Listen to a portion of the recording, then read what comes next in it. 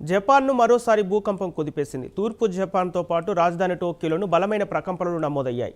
ఇవాళ తెల్లవారుజామున స్తంభించిన ఈ భూకంపం తీవ్రత రిక్టర్ స్కేల్పై 5.9గా నమోదైంది. భూకంప కేంద్రం దక్షిణ ఇరాబాకి ప్రిఫెక్చర్లో భూమికి సుమారు 70 కిలోమీటర్ల లోతులో ఉన్నట్లు జపాన్ వాతావరణ సంస్థ తెలిపింది.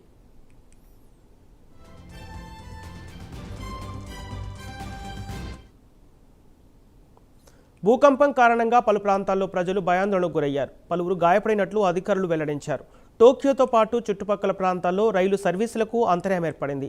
కొన్ని ఎక్స్ప్రెస్ రైళ్లను నిలిపివేయగా మరికొన్ని సర్వీసులు ఆలస్యంగా నడిచాయి. అయితే షింకాన్సెన్ బుల్లెట్ రైళ్ల సర్వీసులు సాధారణంగానే కొనసాగాయి.